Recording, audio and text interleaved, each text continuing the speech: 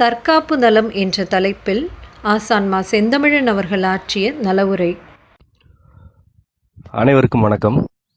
இந்த நலவுரையின் தலைப்பு தற்காப்பு நலம். தற்காப்பு என்ற கருத்து ஒவ்வொரு உயிரினத்திற்கும் இன்றியமையாததாகவும் ஒவ்வொரு உயிரினத்தின் இயல்பில் அமைந்ததாகவும் உள்ளது. தற்காப்பற்ற உயிரினம் என்று ஏதுமில்லை. ஒரு செல் உயிரினத்தில் தொடங்கி மனிதர் வரையில் உள்ள அனைத்தும் தற்காப்பு எனும் இயல்பை தம்முள் பொதித்து வைத்துத்தான் உடல் வளர்க்கின்றன, உயிர் வாழ்கின்றன. மற்ற எந்த உயிரினத்திற்கும் தற்காப்பு என்பதை குறித்த தனித்த அக்கறை அல்லது கூடுதல் தெளிவு தேவைப்படுவதில்லை. ஏனென்றால் அவையெல்லாம் இயல்பில் ஒழுகி நிற்கின்றன. மனிதரிலும் அனைவருக்கும் தற்காப்பு குறித்த பாடம் தேவையில்லை. இந்த கல்வியறிவு பெற்ற அறிவு வயப்பட்ட சமூகத்திற்கு தற்காப்பு எனும் சொல் மிக அதிகமான புழக்கத்தில் உள்ளதாக இருக்கிறது. அதேவேளை தற்காப்பற்ற சமூகமாகவும் இது இருக்கிறது. இது ஒரு வேடிக்கையான மாறுபாடு. எந்த சமூகம் தற்காப்பை பற்றி அதிகம் அக்கறை கொள்கிறதோ அந்த சமூகத்திற்குத்தான் தற்காப்பு இல்லா நிலை உருவாகி இருக்கிறது. தற்காத்துக் கொள்வதற்கு வழி இல்லாமல், தற்காப்பு எனும் பொருள் குறித்த விளக்கமே அறியாமல் இந்த அறிவு வயப்பட்ட சமூகம்தான் தத்தளித்துக் கொண்டிருக்கின்றது. இந்த சூழலில்தான் நாம் தற்காப்பு எனும் கருத்தை பற்றி விளக்குவதற்கு விரும்புகிறோம். அம்மையப்பர் அருளால் இவ்வுரை வழியாக நீங்கள் அனைவரும் தற்காப்பு பெற வேண்டும் என்பது நம்முடைய ஆழமான விருப்பம். தற்காப்பு என்பது என்ன என்ற கேள்வியை நாம் எழுப்பிய போது உணர்வில் பெற்ற விடை தனை அறிதலும் புறம் அறிதலும் ஆகிய இரண்டும் இணைந்து பொருந்துதலே தற்காப்பு என்பதாகும். இந்த ஒரு வரியை கொண்டு எண்ணற்ற விளக்கங்களுக்குள் நுழைய இயலும். நமக்குள்ள பட்டறிவு நாம் அறிந்த வகையில் இந்த ஒரு வரியை, இந்த மறைமொழியை விளக்குகிறோம்.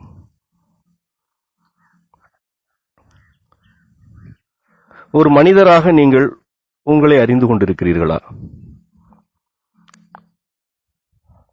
ஒரு மனிதராக நீங்கள் உங்களுடைய புறத்தினை அறிந்து கொண்டிருக்கிறீர்களா? உங்களுடைய அறிதல்கள் எவையெல்லாம் என்று உங்களுடைய சிந்தனையில் அசை போடுங்கள்.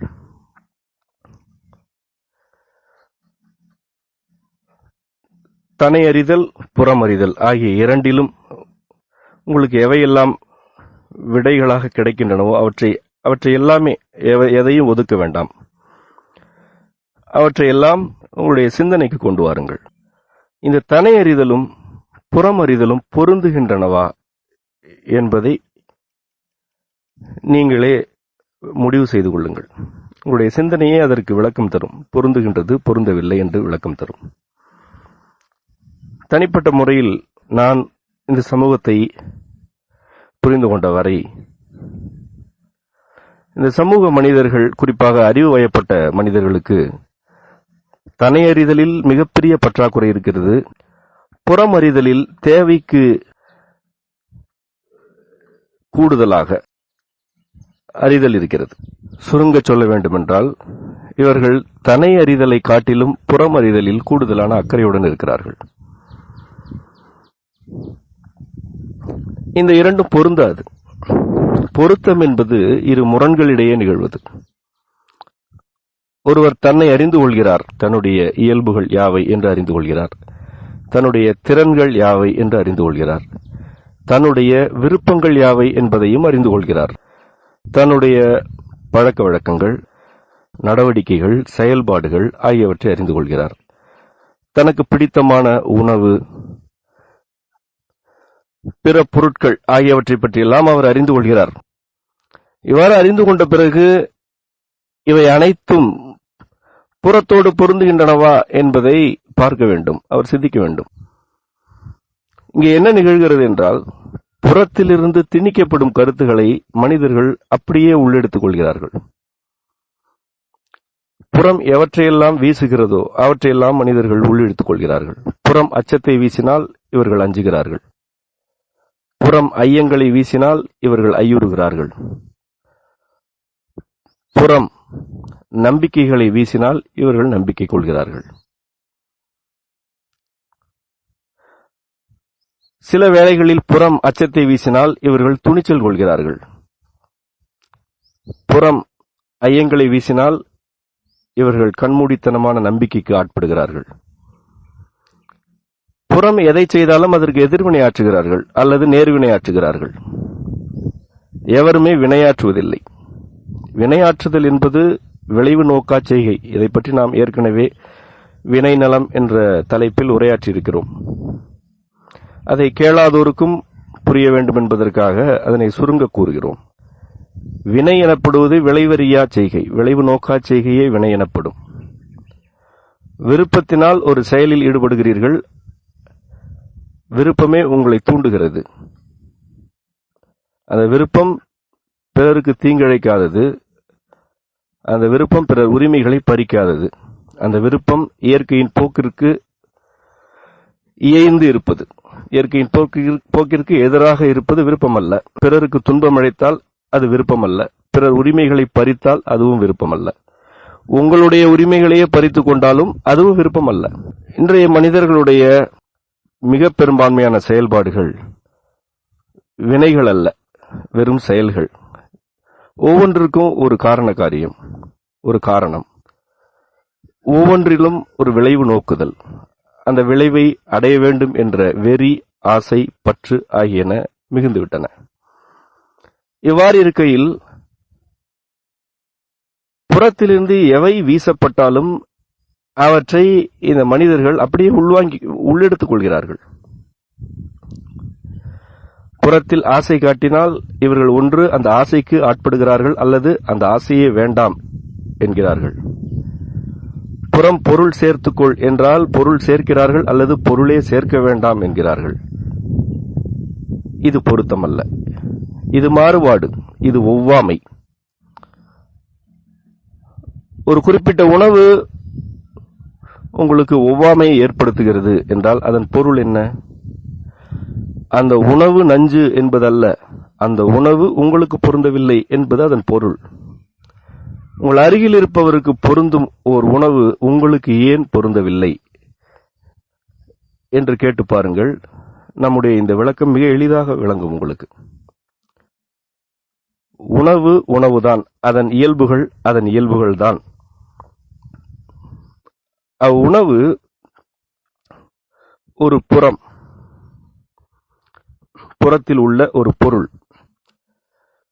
அந்த புறத்தில் உள்ள பொருள் உங்களுக்கு பொருந்துகிறதா அல்லது பொருந்தவில்லையா?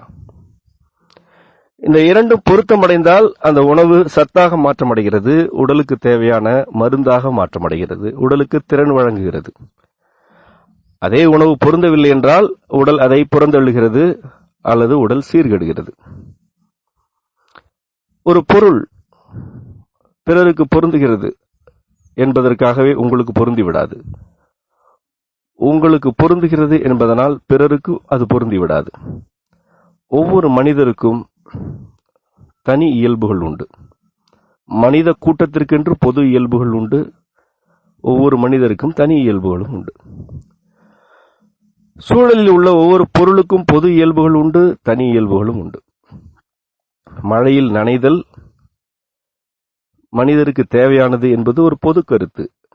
மழைக்கும் மனிதருக்குமான உறவு குறித்த கருத்து, அது உண்மையே.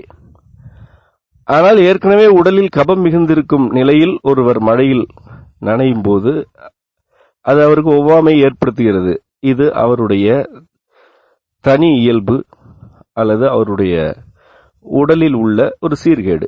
எதுவாயினும் அது அவருடைய உடலின் தனித்தன்மை. தனித்தன்மை என்றால் நன்மை தீமை என்ற பகுப்பிற்கு ஆட்படாதது. நன்மையோ தீமையோ அது தனித்தன்மை. மழைதான், மனித உடல்தான். ஆனால் அந்த மழை ஒருவருக்கு பொருந்தவில்லை என்றால் அது ஏன் பொருந்தவில்லை என்று சிந்திக்க வேண்டும். சிந்தித்து தன்னுடைய உடலில் உள்ள கபம் நீங்குவதற்கான வழிமுறைகளை எல்லாம் மேற்கொண்டு அவர் மழையில் நனைவதற்கு தகுதியான உடலை வளர்த்தெடுக்க வேண்டும். இதுதான் அவருடைய விருப்பமாக இருக்க வேண்டும். இங்கு மனிதர்கள் எப்படி இருக்கிறார்கள் என்றால், மழையில் நனைதல் எனக்கு ஒவ்வாமை ஏற்படுத்துகிறது என்று கூறி மழையில் நனைவதையே வெறுக்கிறார்கள். அல்லது மழையில் நனைதல் இயற்கைக்கு நெருக்கமான ஒரு செயல் என்று கருதி எவ்வளவு ஒவ்வாமைகள் ஏற்பட்டாலும் தொடர்ந்து மழையில் நனைந்து கொண்டிருக்கிறார்கள். இவையெல்லாம் எதிர்வினைகள். எதிர்வினை, நேர்வினை ஆகியன. வினை என்பது எதிரும் நேரும் அற்றது என்பது தவறு. வினை என்பது எதிரும் நேரும் புணர்வது. ஒரு வினை ஆற்றும் போது அதில் எதிரும் இருக்கும், நேரும் இருக்கும். சிவமும் சக்தியும் புணர்தலே யாவும் எனும்போது வினையில் மட்டும் நேர் மட்டும் அல்லது எதிர் மட்டும் இருக்குமா என்ன? புறத்தோடு பொருந்துதல் எனப்படுவது தற்காப்பின் உச்சநிலை. தன்னை அறிதலில் தொடங்கி புறமறிதலில் நிறைவடைவதே தற்காப்பு. இது ஒரு பயணம், சிந்தனையில் நிகழும் பயணம். ஒவ்வொருவரும் தன்னை அறிந்து கொள்ள வேண்டும். இங்கே தன்னை அறிதல் எனப்படுவது ஒரு ஆன்மீக சொல்லாகவும், இறையுடன் உறவாடுவதற்கான சொல்லாகவும், தியானம், தவம் போன்ற துறைகள் தொடர்பான சொல்லாகவும் புழக்கத்தில் இருக்கிறது. இவையெல்லாம் எந்த வகையான சான்றுகளும் எவ்வகையான வாழ்க்கை பட்டறிதலும் இல்லாமல் கட்டியெழுப்பப்பட்ட கருத்துகள். ஒரு மரங்கொத்தி பறவை தன்னை அறிந்திருக்கிறது, புறத்தை அறிந்திருக்கிறது. அது என்ன, இறையை உணர்ந்ததா என்ன? உங்கள் வீட்டில் உள்ள கரப்பான் பூச்சிகளும் எலிகளும் கூட தன்னையும் அறிந்திருக்கின்றன, புறத்தில் உள்ள உங்களையும் உங்கள் வீட்டில் உள்ள பொருட்களையும் அறிந்திருக்கின்றன. இது அடிப்படை இயல்பு. இது ஒரு தனிச்சிறப்பல்ல. தன்னை அறிதலில் தொடங்கி புறமறிதலில் நிறைவடைவதே தற்காப்பு என்பது மறைமொழி. முதலில் நீங்கள் தன்னை அறிந்து கொள்ள வேண்டும். தன்னை அறிந்து கொள்வதற்கு அடிப்படை தேவை என்னவென்றால், புறத்திலிருந்து வீசப்படும் கருத்துக்களை எல்லாம் புறக்கணிக்க தெரிய வேண்டும். முதலில் புறக்கணிக்க வேண்டும். இரண்டாவது நிலையில் அக்கருத்துக்களை எல்லாம் சீர்தூக்கி சிந்தனைக்கு அனுப்ப வேண்டும். செரிப்பதற்காக, தன்மையப்படுத்துவதற்காக சிந்தனைக்கு அனுப்ப வேண்டும்.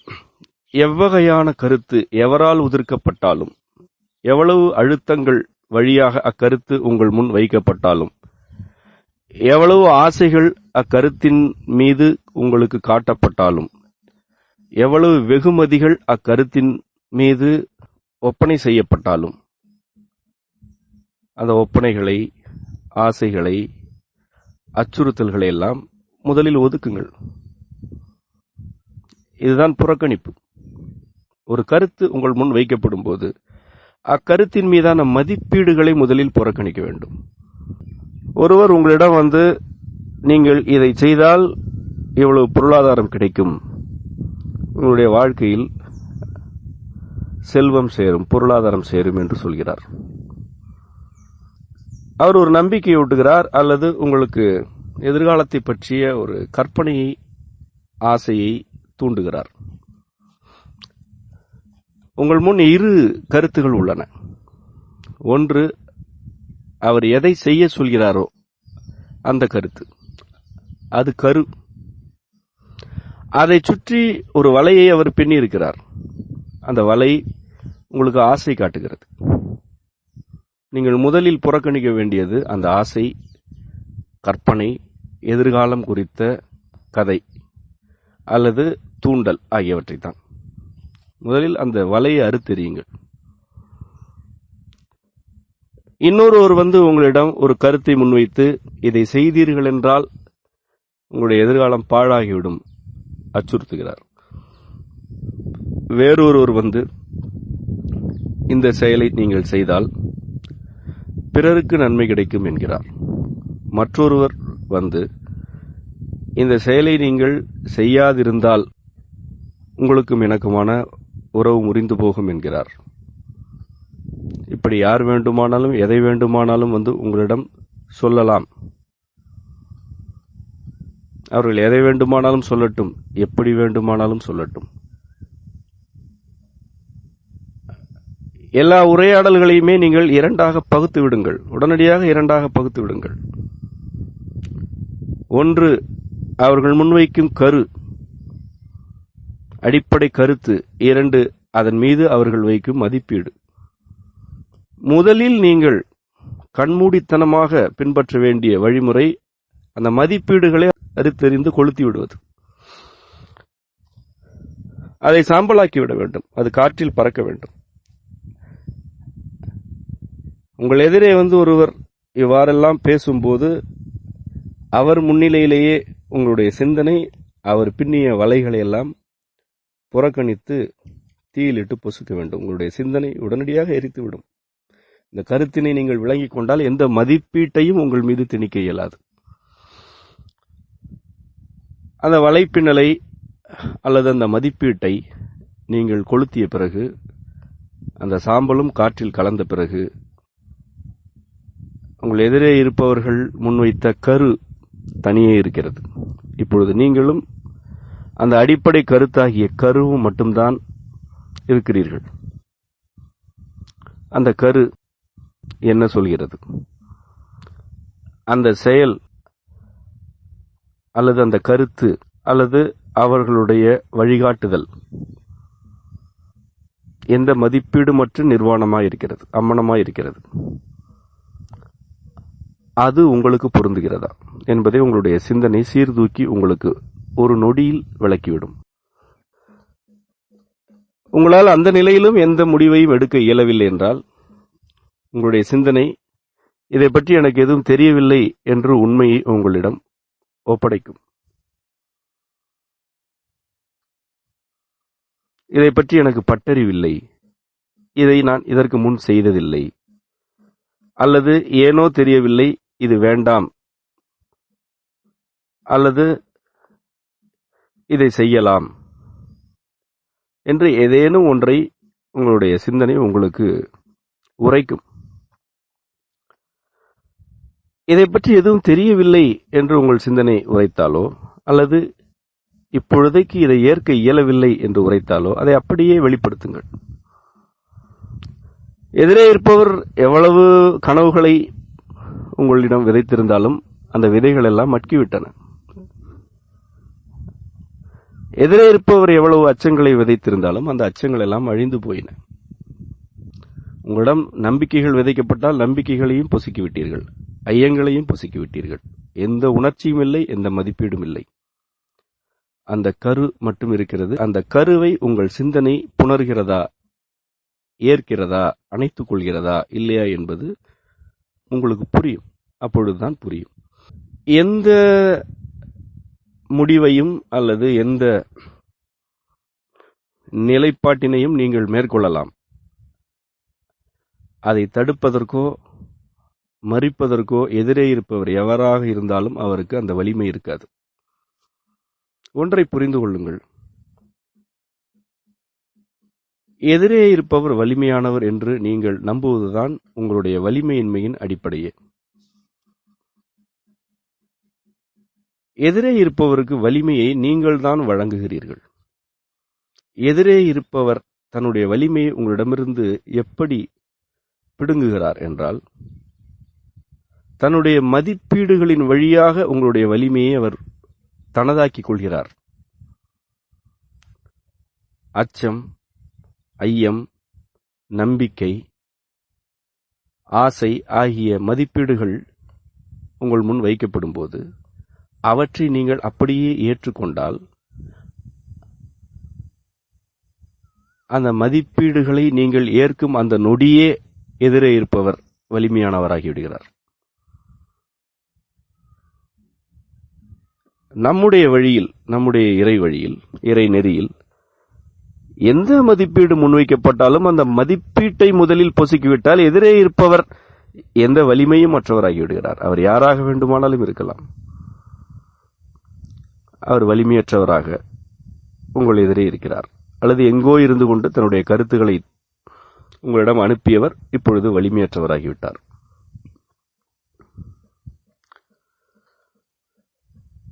உங்களுடைய சிந்தனை அந்த கருத்தை தன்வயப்படுத்தும். சிவம், சிந்தனை ஆகியனவெல்லாம் மூலத்தின் இருவேறு நிலைகள். மூலம், சிவமே மூலம். அதன் மனித நிலைகளுள் ஒன்று சிந்தனை. இதை பற்றி நாம் ஏற்கனவே சிந்தனை நலம் எனும் உரையிலெல்லாம் விளக்கி இருக்கிறோம்.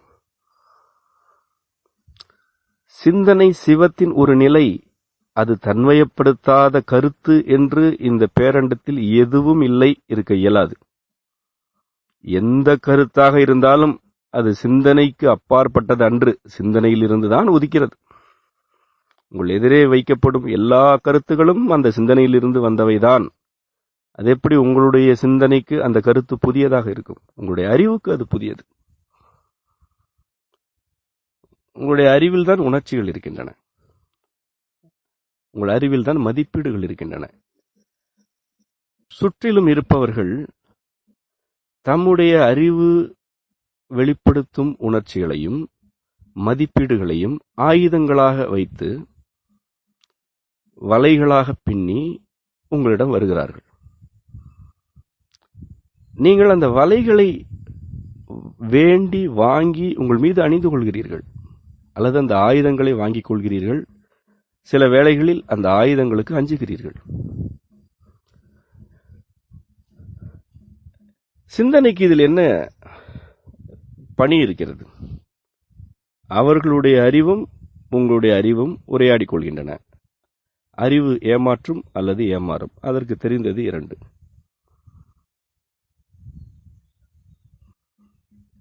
அறிவு வழிநடத்தவும் செய்யும். எப்பொழுது வழிநடத்தும் என்றால், சிந்தனை ஒரு கருத்தை தன்வயப்படுத்திய பிறகு அந்த கருத்தை நடைமுறைப்படுத்துவதற்கு அறிவு துணை செய்யும். அறிவில்லாமல் வாழ இயலாது. அறிவில்லாத உயிரினம் என்று எதுவும் இல்லை. நாம் ஏற்கனவே குறிப்பிட்டிருக்கிறோம், பகுத்தறிவு மனிதர்களுடைய சிறப்பறிவு அல்ல. எல்லா உயிரினத்திற்குமே பகுத்தறிவு உண்டு. ஆகவே அறிவில்லாமல் வாழ வேண்டும் என்பதல்ல நம்முடைய கருத்து. அறிவை முதன்மைப்படுத்தாதீர்கள் என்பதுதான் கருத்து. ஒரு கருத்தை அல்லது ஒரு செயல் திட்டத்தை உங்களுடைய சிந்தனை தன்வயப்படுத்திவிட்ட பிறகு அறிவு தானே அதை எப்படி செய்யலாம் என்று உங்களுக்கு கற்றுக் கொடுக்கும். உங்களுடைய கைகளும் கால்களும் பிற உறுப்புகளும் அந்த செயலில் ஈடுபட்டுவிடும். அது தானே நிகழ்வது. அதற்கு தலைமை தாங்குவது சிந்தனை எனும் சிவம். சிவமாகிய அந்த சிந்தனைக்கு உள்ளே செல்லும் எந்த கருத்தும் தன்வயமாகிவிடும். தன்வயம் ஆதல் என்பது புறத்தில் இருக்கும் ஒரு கருத்து அல்லது பொருள் ஒரு மனிதருக்குள் செல்லும் போது அந்த மனிதருக்கு பொருத்தமான வகையில் செரிக்கப்படுதல். ஏற்கனவே உணவை பற்றி குறிப்பிட்டோம். ஒருவர் உண்ணும் உணவினை வேறு 100 பேர் உட்கொண்டால் அந்த 100 பேருக்கும் தனித்தனியான செரிமானம் உள்ளது. அதுதான் தன்வயப்படுத்துதல். ஒவ்வொருவருடைய உடலுக்கு ஏற்ப உணவு செரிமானமாகிறது. ஒவ்வொரு மனிதருடைய உடலுக்கு ஏற்ப அது சத்துகளாகவும் மருந்துகளாகவும் பொருத்தமற்றவையாகவும் பகுக்கப்படுகின்றன. இது ஒருவருக்கு நிகழ்வது போல் இன்னொருவருக்கு நிகழ்வதே இல்லை. இதுவே தன்வயப்படுத்துதல் அல்லது செரிமானத்திற்கு உட்படுத்துதல் எனும் கருத்து. செரிமான நலம் எனும் உரையில் இதை பற்றியும் விளக்கியிருக்கிறோம். தொடர்ந்து உரை கேட்போருக்கு இந்த உரை எளிதாக இருக்கும். புதிதாக கேட்போருக்கு சற்று கடினமாக இருக்கும். ஆனால் பொறுமையாக உள்வாங்குங்கள். தன்னை அறிந்து கொள்ளுதல் நிகழ வேண்டுமென்றால் அவர் இந்த புறக்கருத்துகளை, புற செயல்பாடுகளை மதிப்பீடுகளற்று உள்வாங்குபவராக இருக்க வேண்டும். அவரால் மட்டும்தான் தன்னை அறிந்து கொள்ள இயலும். இன்றைய நிலையில் ஒரு மனிதருடைய குடிநீர் தேவை, உணவு தேவை, மருந்து தேவை, உடை தேவை, அணிகலன் தேவை, உடலுறவு தேவை உள்ளிட்ட அனைத்தும் புறத்திலிருந்து வந்து விழுகின்றன. புறம் கூறாத கருத்து என்று எதுவுமே இல்லை என்ற அளவிற்கு ஒரு மயக்கம் கட்டி எழுப்பப்பட்டு விட்டது. புறமே அனைத்தையும் உங்களுக்கு சொல்லிக் கொடுக்கிறது, புறமே உங்களை அச்சுறுத்துகிறது, புறமே உங்களுக்கு நம்பிக்கை ஊட்டுகிறது, புறமே உங்களிடம் எண்ணற்ற பொருட்களை விற்பனை செய்கிறது, புறம் உங்களையும் விற்பனை செய்து கொண்டிருக்கிறது.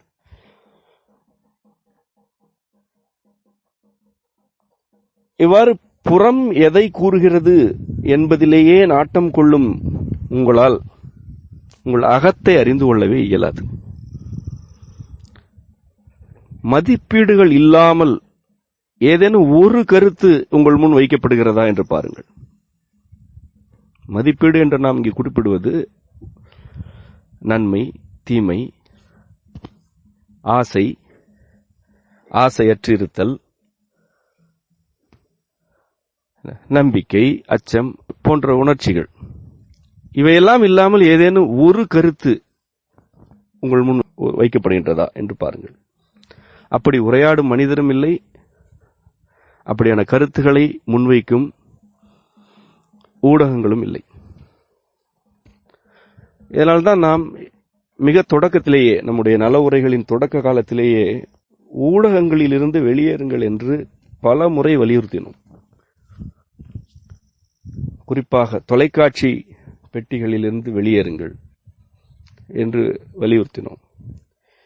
உங்களுடைய கைபேசிகளில் கூட காணொளிகளை எல்லாம் காணாதீர்கள் என்று, ஒலி வடிவில் மட்டும் கேளுங்கள், எதையும் பார்க்காதீர்கள் என்று பலமுறை வலியுறுத்தினோம். இன்று புவி முழுவதும் உள்ள பெரும்பான்மையான மனித கூட்டம் ஊடகத்தின் கட்டுப்பாட்டின் கீழ் செயல்பட்டுக் கொண்டிருக்கிறது என்பதை நீங்கள் அறிந்திருப்பீர்கள்.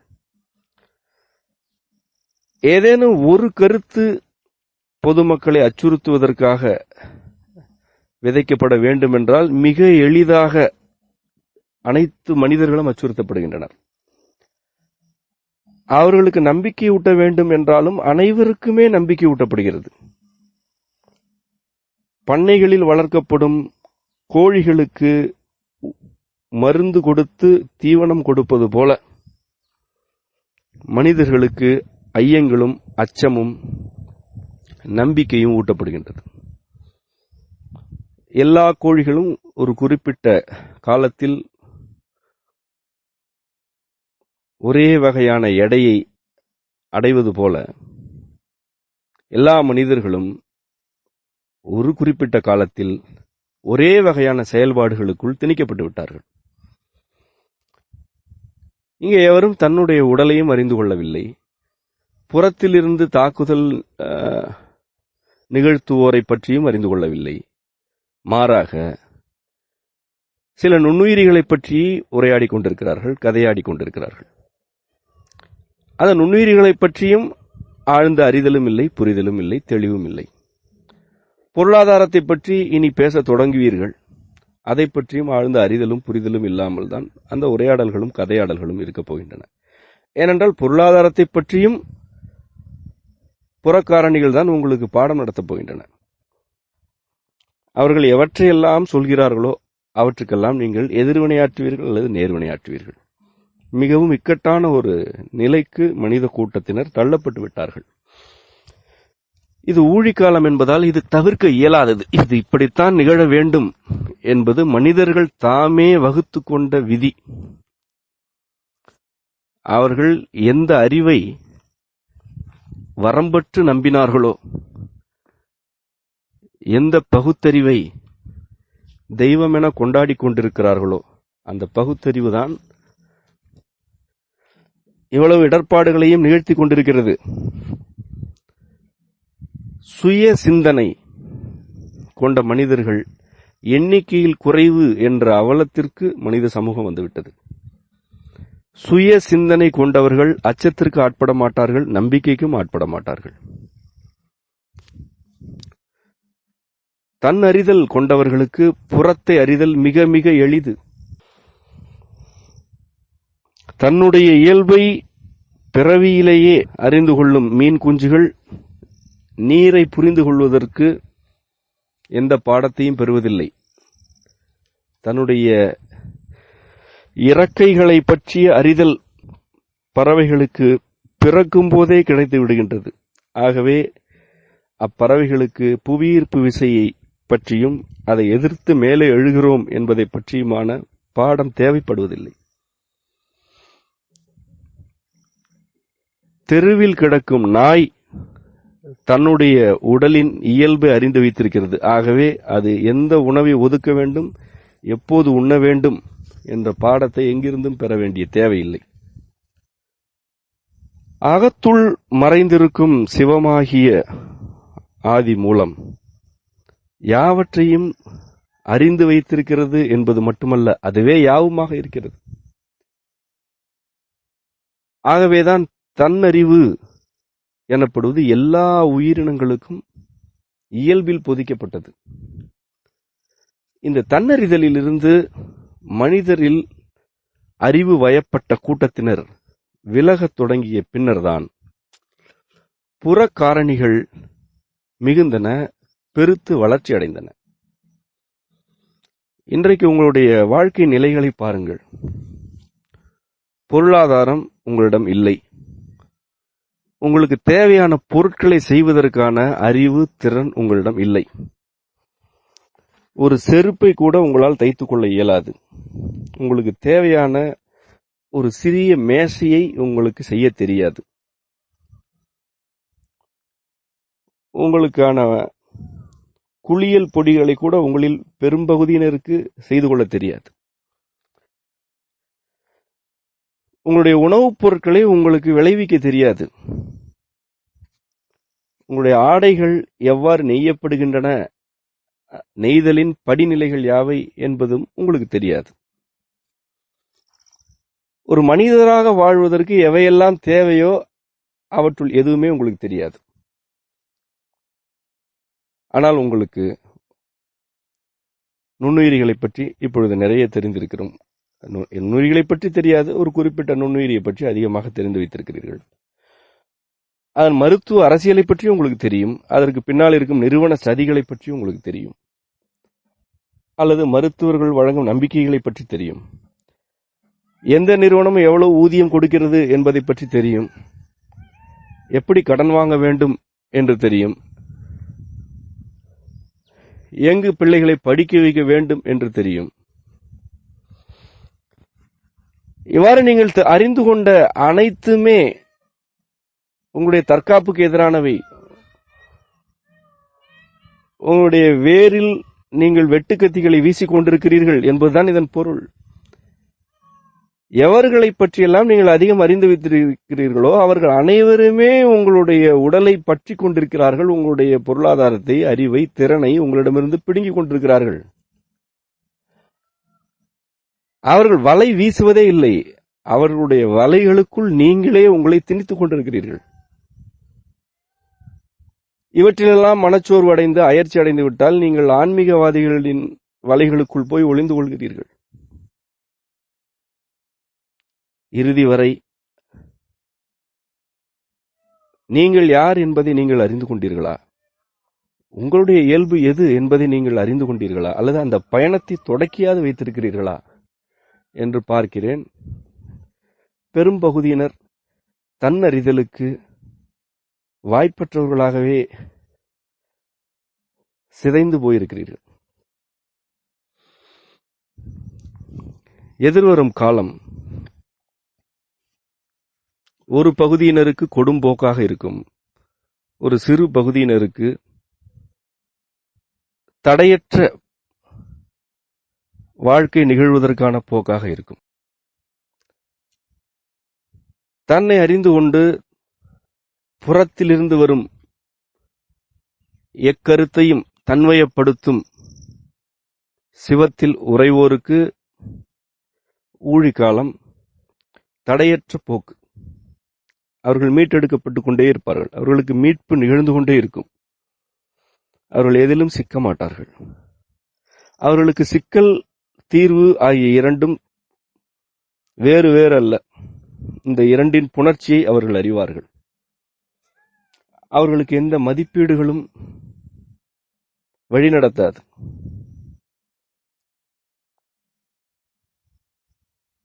எந்த கருத்து நம்முடைய இயல்புக்கு பொருந்துகிறதோ அந்த கருத்துடன் பொருந்துவோம் என்ற எளிமையான, மிக எளிதான முடிவிற்கு, நிலைப்பாட்டிற்கு அவர்கள் வந்து விடுவார்கள். இதுதான் பொருந்துதல்.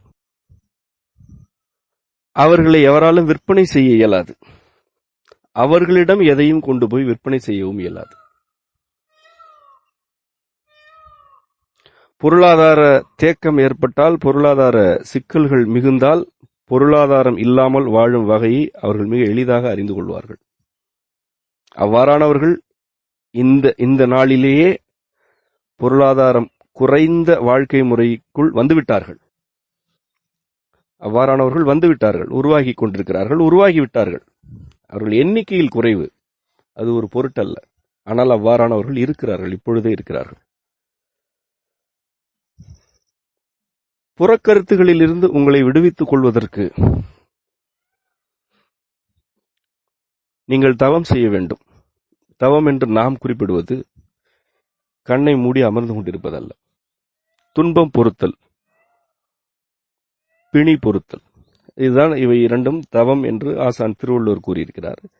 இதை பற்றி நாம் ஏற்கனவே விளக்கி இருக்கிறோம். இந்த காலத்தை, இந்த சூழலை, அல்லது நீங்கள் எந்த நெருக்கடியில் இருக்கிறீர்களோ அந்த நெருக்கடியை முதலில் பொறுத்து கொள்ள முன்வாருங்கள். பொறுத்து கொள்ளுதல் என்பது சகித்தல் அல்ல. ஓரிடத்தில் நாற்றம் ஏற்படுகிறது என்றால், ஒன்று அந்த இடத்திலிருந்து நீங்கள் புறப்பட வேண்டும், அல்லது அந்த இடத்தை தூய்மையாக்க வேண்டும். இரண்டுதான். மூக்கை பிடித்துக் கொண்டு அமர்ந்திருத்தல் பொறுத்தல் அல்ல, அது சகித்தல். எவருக்கும் சகிப்புத்தன்மை வேண்டாம் என்பது நம்முடைய கருத்து. ஏன் சகித்துக் கொள்ள வேண்டும்? ஒன்று அந்த இடத்தை மாற்று, அல்லது அங்கிருந்து நீ புறப்படு. இரண்டுதான். அந்த இடம் சில புழுக்களுக்கும் பெருச்சாளிகளுக்கும் உகந்த இடம். அவையும் உயிரின கூட்டம்தான். அந்த இடம் அவற்றிற்கானது, உனக்கானதல்ல. நிச்சயமாக பெருச்சாளிகளோடு சேர்ந்து உன்னால் வாழ இயலாது. நீ வேறு, அவை வேறு. உனக்கும் அவற்றிற்கும் பொருத்தம் உண்டு. பொருத்தங்களை காட்டிலும் எண்ணற்ற விலகல்களே உண்டு. விலகல்கள் மிகுதி. ஆகவே பொறுத்திருத்தல் வேறு, சகித்தல் வேறு. துன்பங்களை பொறுத்துக் கொள்ளுங்கள் என்று சொல்வதற்கு பொருள் என்னவென்றால், துன்பத்திற்கான காரணம் என்ன என்று சிந்தனையில் பயணிக்க வேண்டும், என்று விடை தேடி சிந்தனையில் பயணிக்க வேண்டும். துன்பம் புறத்திலிருந்து முன்வைக்கப்பட்ட ஒரு காரணி என்று வைத்துக் கொள்ளுங்கள். அது வந்தது, ஏற்றுக்கொண்டீர்கள், இப்பொழுது துன்பத்தில் இருக்கிறீர்கள். தவறல்ல. இது ஏன் நிகழ்ந்தது என்ற கேள்வியை எழுப்புங்கள். துன்பத்தில் இருக்கும் போது எழுப்புங்கள். இது ஏன் நிகழ்ந்தது என்ற கேள்விக்கு சிந்தனை எண்ணற்ற விளக்கங்களை உங்களிடம் வைக்கும். அதில் நீங்களே குற்றவாளியாக இருக்கலாம், அல்லது உங்கள் நம்பிக்கைக்குரியவர்கள் குற்றவாளிகளாக இருக்கலாம். அவற்றை ஏற்றுக்கொள்ளுங்கள். அதுதான் பொறுத்தல். என்னையே குறை சொல்கிறாயா என்ற அகந்தையை அங்கு காட்டாதீர்கள். அவரை பற்றியே இப்படி பேசுகிறாயா என்ற அகந்தையையும் அங்கு காட்டாதீர்கள், வெளிப்படுத்தாதீர்கள். அது எல்லாவற்றையும் அறிந்தது. எதற்கும் யாரையும் காரணமாக்க வேண்டும் என்று துடிக்காதீர்கள். எல்லாவற்றிற்கும் நான் தான் காரணம் என்று தலையில் அடித்துக் கொண்டு அழுது கொண்டிருக்காதீர்கள். இரண்டும் அல்ல. நீங்களும் பொறுப்பு, பிறரும் பொறுப்பு. நீங்கள் மட்டுமே பொறுப்பாகும் தவறு என்று எதுவும் இருக்க இயலாது. பிறர் மட்டுமே பொறுப்பு எனும்படியான துயரங்களும் இருக்க இயலாது. உண்மைக்கு வாருங்கள். உண்மை நோக்கமற்றது. உண்மை உங்களை குற்றஞ்சாட்ட வரவில்லை, பிறரை காட்டிக் கொடுக்கவும் வரவில்லை. உண்மை உண்மையாக வந்திருக்கிறது. அதில் நீங்களும் உண்டு, பிறரும் உண்டு. உங்களுடைய ஆசைகளும் உண்டு, அகந்தைகளும் உண்டு. பிறருடைய இழப்புகளும் உண்டு, அவர்களுடைய ஆசைகளும் உண்டு. இது ஏன் நிகழ்ந்தது? இந்நிலைக்கு நான் ஏன் வந்தேன்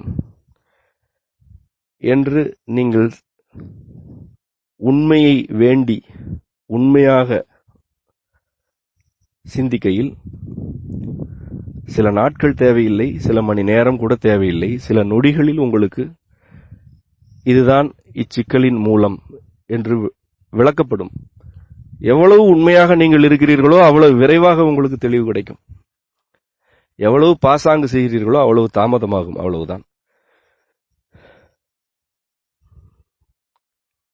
துன்பத்தில் இருக்கையில் இத்துன்பம் ஏன் என்ற கேள்வியுடன் அக்கேள்விக்கான விளக்கத்திற்காக காத்திருத்தலே பொறுத்திருத்தல். இது ஒரு வகை தவம். இந்த தவம் உங்களுக்கு நீங்கள் யார் என்பதை அறிமுகப்படுத்தும். இந்த துயரத்திற்கு எவையெல்லாம் காரணிகளாகின, எவரெல்லாம் காரணர்கள் ஆனார்கள், நான் எவ்வகையிலெல்லாம் இதற்கு பொறுப்பேற்க வேண்டும் என்பவற்றையெல்லாம் நீங்கள் உண்மையாக நோக்கமற்று பற்றற்று விளங்கிக் கொண்டு அவற்றை அப்படியே ஏற்றுக்கொண்டால் அடுத்த நொடி உங்களுக்கு விடுதலை. இதுதான் தவத்தின் விளைவு. இதுதான் தவம் எனப்படுவது. இதை யாரிடம் புலம்பி பெற முடியும்? இதை பற்றி எத்தனை பேரிடம் நீங்கள் உரையாடி விளக்கம் பெற முடியும்? உங்களுக்கு வெளியே இருக்கும் ஒரு மனிதராலும் இந்த விளக்கத்தை உங்களுக்கு தர இயலாது. உள்ளே இருப்பவரால் மட்டுமே உங்களுக்கு இந்த வழிநடத்தலை செய்ய இயலும். இதுதான் அகப்பயணம் என்னும் கருத்தின் ஒரு தொடக்கம். அகப்பயணம் என்பது இது மட்டுமல்ல, இது ஒரு தொடக்கம். ஒரு செய்தியை நன்றாக புரிந்து கொள்ளுங்கள். துயரத்தின் வழியாக இறையை உணர்ந்தவர்கள்தான் இறையியலாளர்களில் மிக பெரும்பகுதியினர். மிக பெரும்பகுதியினருக்கு துயரம் வழங்கப்பட்டது. ஆசான் திருநாவுக்கரசருக்கு 4 வயிற்றில் சூளை நோய். அவர் இறைநெறியை ஏற்ற பிறகு, சமணத்தை துறந்த பிறகு தொடர்ந்து மரண தண்டனை, சமணர்களால் மரண தண்டனை தொடர்ந்து வழங்கப்பட்டது. அவ்வளவு துயரம். அவற்றிலெல்லாம் மீண்டு அவர் அப்பர் அடிகள் என்ற நிலைக்கு வந்தார். சுந்தரமூர்த்தி நாயனார் இறைவனின் தோழன். அவருக்கும் துயரங்கள் வாழ்க்கையில் இருந்தன. ஒரு சூழலில் அவருடைய கண் பார்வையே பறிபோனது. மீண்டும் அன்னையை வேண்டிதான் ஒரு கண் பார்வையை அவர் பெற்றார். காஞ்சிபுரத்து அன்னையை வேண்டி அவருக்கு பார்வை கிடைத்தது, ஒரு கண்ணுக்கு பார்வை கிடைத்தது. திருவாரூருக்கு சென்ற பிறகு ஈசன் அருள் பெற்று 2வது கண்ணுடைய பார்வையை பெற்றார். மாணிக்கவாசகர் அடைந்த துயரங்களை நீங்கள் அறிவீர்கள். இந்த 63 அனைவருமே துயரங்கள் பெற்றோர், துயரம் பெற்றோர். துயரத்தின் வழியாக தன்னை அறிந்து தனக்குள் இருக்கும் சிந்தனை எனும் சிவத்தை உணர்ந்து மூலத்தை எட்டி பிடித்தவர்கள் நம்முடைய முன்னோர். இதுவே நம்முடைய மரபு. எத்தனையோ கோடி பேர் பிறந்தார்கள், மாண்டார்கள். எவரை பற்றியும் பதிவில்லை. எவ்வளவு பேர் இன்பமாக வாழ்ந்திருப்பர், எவ்வளவு பேர் மகிழ்ச்சியாக இருந்திருப்பர், எவ்வளவு பேர் துயரங்களை அனுபவித்திருப்பர். ஆனால் மிகச் சிலரை இன்றும் பேசிக் கொண்டிருக்கிறோம். மிக மிகச் சிலரை இன்றும் வழிபடுகிறோம். அவர்கள் எல்லோரும் துயரத்தை தனை அறிதலுக்கான வழியாக கொண்டவர்கள். துயரம் தனை அறிதலுக்கான மிகச்சிறந்த வழி. பெரும்பான்மையினருக்கு அது ஒன்றே வழி. ஏன் இது ஏன் நிகழ்ந்தது? என்ற கேள்வியுடன் சிந்தனைக்குள் நீங்கள் விழுந்து விடுங்கள். அப்படியே விழுந்து விடுங்கள். கிடைக்கும் எல்லா விளக்கங்களையும் பொறுமையாக உள்வாங்கிக் கொண்டே இருங்கள். பொறுத்திருங்கள். இதுதான் காரணம் என்று ஒரு விளக்கம் கிடைக்கும். அடுத்ததாக இதிலிருந்து நான் எப்படி மீள்வது என்ற கேள்வியுடன் பொறுத்திருங்கள். வழி கிடைக்கும். விதைக்கும் எல்லா விதைகளுமே முளைத்து விடுவதில்லை. மனிதர்களுடைய முயற்சியில் விதைக்கப்படுபவை முளைக்கலாம், முளைக்காமல் போகலாம் எனும் வாய்ப்பு கொண்டவை. அவ்விதைகளை நேர்த்தி செய்து, நிலத்தை நேர்த்தி செய்து, பருவம் பார்த்து, எரு இட்டு, எண்ணற்ற தொழில்நுட்பங்களை எல்லாம் புகுத்தி விதைகள் முளைக்க வைக்கப்படுகின்றன. வேளாண்மையில் அது எந்த வேளாண்மையாக இருந்தாலும் இதுதான் நிலை. ஆனால் காட்டில் ஓரிடத்தில் உள்ள மரத்தின் விதை எங்கோ தொலைவிற்கு பயணித்து அங்கு முளைக்கிறது. அங்கு விதை நேர்த்தியும் இல்லை, நில நேர்த்தியும் இல்லை, தொழில்நுட்பமும் இல்லை, அது முளைக்கிறது. நாம் ஏற்கனவே கூறியிருக்கிறோம், தானே முளைக்கும் தாவரங்களுக்கு யாரும் நீரூற்ற தேவையில்லை என்று. ஒரு மாங்கொட்டையை நீங்கள் விதைத்தால் அதற்கு நீங்கள் நீரூற்ற வேண்டும். மரத்திலிருந்து உதிர்ந்து தானே முளைக்கும் மாங்கொட்டை யாரும் நீரூற்றாமலேயே மரமாகிவிடும். யாரும் நீரூற்ற வேண்டிய தேவை தானே முளைக்கும் விதைகளுக்கு இல்லை. இதன் பொருள் என்ன? படைத்தவருடைய தேர்வு காரண காரியங்களுக்கு அப்பாற்பட்டது. ஒரு விதை முளைக்க வேண்டும் என்பது படைப்பின் விருப்பமாயின் அதற்கு ஐம்பூதங்களும் துணை நிற்கும். உங்களுடைய வாழ்க்கையில் மாற்றம் நிகழ வேண்டும் என்பது அம்மையப்பரின் விருப்பமாயின் அதற்கு ஐம்பூதங்களும் துணை நிற்கும். சூழலில் உள்ள மனிதர்களும் துணை நிற்பர். எவராலும் அந்த மாற்றத்தை தடுக்க இயலாது. இதைத்தான் ஏற்கனவே குறிப்பிட்டோம். எதிரே இருக்கும் மனிதர்களுடைய மதிப்பீடுகளை நீங்கள் கொளுத்திவிட்டால் அவர்களிடம் எந்த வலிமையும் இல்லை என்று. இவர்கள் எல்லோரும் என்னை புண்படுத்துகிறார்கள், இவர்களை எதிர்த்து என்னால் என்ன செய்ய இயலும், இவர்கள் வலிமையானவர்கள் என்றெல்லாம் நீங்கள் புலம்புவதை நிறுத்தி துயரத்தின் போது சிந்தனைக்குள் புகுந்து அங்கு ஒளிந்து கொண்டு என்னை காப்பாற்று, இது ஏன் நிகழ்ந்தது என்று எனக்கு உணர்த்து, என்னை வழிநடத்து என்று உண்மையாக, பாசாங்காக அல்லது அரைகுறையாக அல்ல, உண்மையாக உங்களை ஒப்படைத்துக் கொண்டால் உங்கள் வாழ்வில் நிகழும் மாற்றங்களை தடுப்பதற்கு யாவரும் இல்லை, எந்த மனிதரும் இல்லை. பூதங்கள் யாவும் உங்களுக்கு துணை நிற்கும். தானே முளைக்கும் விதை போல உங்களுடைய வாழ்க்கையில் நீங்கள் முளைத்து எழுந்து நிற்பீர்கள். எல்லா பருவமும் உங்களை வளர்த்தெடுக்கும், உங்களை வதைக்காது. தற்காப்பு என்பது தன்னுடைய அறிவை பெருக்கிக் கொண்டே செல்லுதல் அல்லது சில கலைகளை கற்றுக்கொள்ளுதல் அல்ல. அவையெல்லாம் நாம் ஏற்கனவே குறிப்பிட்டது போல தேவையற்றவை என்பதல்ல கருத்து. அவையெல்லாம் அறிவு நிலைகள். அந்த அறிவு நிலைகள் சிந்தனையின் கட்டளைக்கு ஆட்படுபவை. சிந்தனை தன்வயப்படுத்தும் வினையில் ஈடுபட்டுக் கொண்டிருக்கையில் அறிவு அச்சிந்தனை உரைக்கும் பணிகளுக்கெல்லாம் ஆட்பட்டு வேலை செய்து கொண்டே இருக்கும். பல கலைகளை நீங்கள் கற்றுக்கொள்ளலாம், பல துறைகளில் நீங்கள் திறன் பெறலாம். நேற்று வரை உங்களால் செய்ய இயலாத பணிகள் இந்த மாற்றம் நிகழ்ந்த பிறகு உங்களால் செய்யப்படும். நேற்று வரை உங்களால் கடக்க முடியாத பாதைகளில் இன்று நீங்கள் மிக எளிதாக இன்பமாக நடந்து செல்வீர்கள். உங்கள் உடலையே உங்களால் சுமக்க இயலாத நிலையில் இன்று வரை இருக்கிறீர்கள். இந்த மாற்றம் நிகழ்ந்த பிறகு ஊரார் உடல்களை எல்லாம் நீங்கள் தூக்கி சுமக்கும் அளவிற்கு வலிமை பெறுவீர்கள். இதுதான் அற்புதம் எனப்படுவது.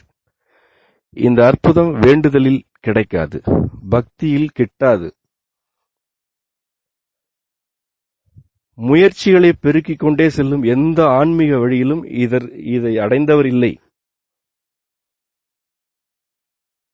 முயற்சிகளை தனித்து சிந்தனைக்குள் புகுந்து ஒப்படைத்தோருக்கு இது உடனடியாக நிகழும். நீங்கள் இப்பொழுது சில மனிதர்களிடம் உங்களை ஒப்படைத்து விட்டீர்கள், சில அறிவு துறைகளிடம் உங்களை ஒப்படைத்திருக்கிறீர்கள், சில நிறுவனங்களிடம் உங்களை ஒப்படைத்திருக்கிறீர்கள்.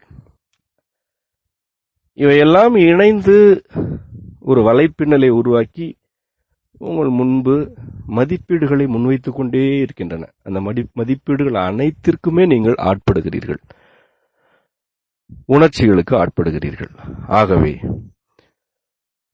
புறத்திலிருந்து வீசப்படும் எல்லா கருத்துகளின் மதிப்பீடுகளையும் உணர்ச்சிகளையும் புறக்கணித்துவிட்டு அக்கருத்துக்களை எல்லாம் உங்களுடைய சிந்தனைக்கு அனுப்புங்கள், பொறுத்திருங்கள். எவையெல்லாம் பொருந்துகின்றனவோ இயல்பாக புறத்தோடு உங்களால் பொருந்த முடிந்தால் பொருந்துங்கள். இல்லை, இது வேண்டாம், இந்த சூழல் எனக்கு பிடிபடவில்லை, இந்த சூழல் எனக்கு பொருந்தவில்லை என்று நீங்கள் உணர்ந்தால், புரிந்து கொண்டால், அந்த சூழலிலிருந்து விலகுங்கள். அது எதுவாகினும் விலகுங்கள். தனிப்பட்ட முறையில் என்னுடைய வாழ்க்கையிலெல்லாம் எனக்கு தெரிந்தவை என்பதற்காக நான் எதையுமே தொடர்ந்து செய்ததில்லை. எனக்கு இது தெரியும், ஆனால் எனக்கு விருப்பமில்லை என்று ஒதுங்குவேன். உங்களுக்குத்தான் உங்களால் இவ்வளவு பொருள் ஈட்ட முடிகிறதே, ஏன் விலகுகிறீர்கள் என்று கேட்டபோது, என்னால் முடியும், ஆனால் எனக்கு விருப்பமில்லை என்று விலகுவேன். அப்பொழுதெல்லாம் நான் நாத்திகன். ஆனாலும் அந்த இயல்பு படைத்தவர் அருளால் என்னிடம் வெளிப்பட்டிருந்தது. ஒரு பொருளை என்னிடம் கொடுக்கும்போது இது நன்றாக இருக்கிறதா என்று கேட்பார்கள். அதை நான் சுவைத்துவிட்டு நன்றாக இருக்கிறது என்று சொல்வேன். அதே பொருளை மீண்டும் எனக்கு தரும்போது வேண்டாம் என்று சொல்வேன். நன்றாகத்தானே இருக்கிறது, ஏன் வேண்டாம் என்கிறீர்கள் என கேட்கும்போது இது நன்றாக இருக்கிறது, ஆனால் எனக்கு விருப்பமில்லை என்று சொல்வேன். ஒரு பொருள் அல்லது ஒரு கருத்து நன்றாக இருப்பது வேறு, அது எனக்கு பொருந்துவது வேறு. இதுதான் உங்களுக்குமான வழிகாட்டல். ஒன்று நன்றாக இருக்கிறது என்பதற்காக உங்களோடு பொருந்த வேண்டும் என்று பொருள் இல்லை.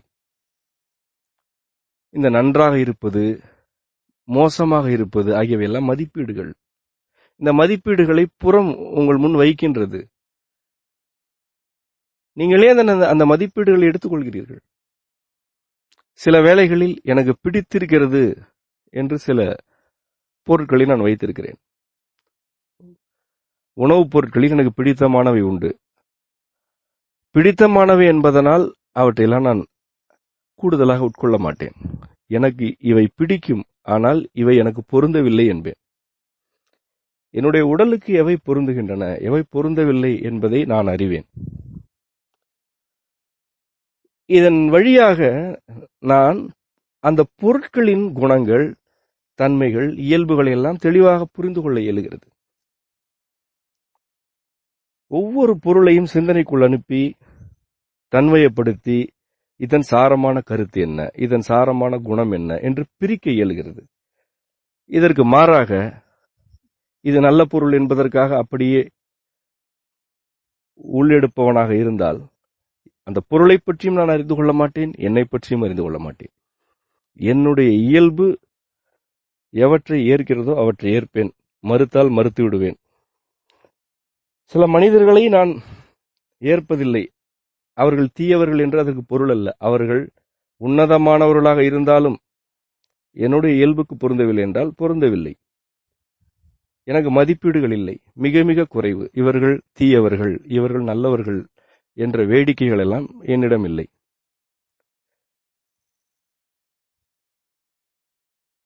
சிந்தனையின் போக்கில் இருந்து கொண்டு புறத்தை பார்க்கும் போது இது உங்களுக்கும் நிகழும், உங்களுக்கும் நிகழ வேண்டும்.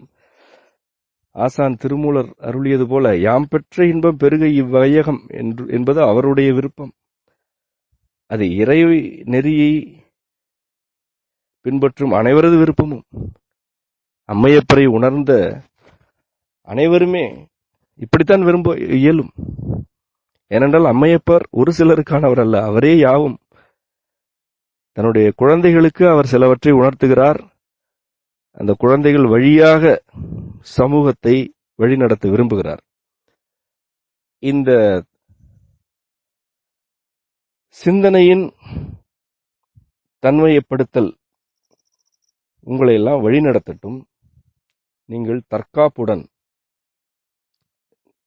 நீண்ட நெடிய ஆயுளுடன் வாழ்ந்து அடுத்தடுத்த தலைமுறைகளுக்குமான வாழ்க்கை வழிகாட்டல்களை எல்லாம் வழங்க வேண்டும் என்ற விருப்பத்தோடு இந்த உரையை நிறைவு செய்கிறோம். நன்றி.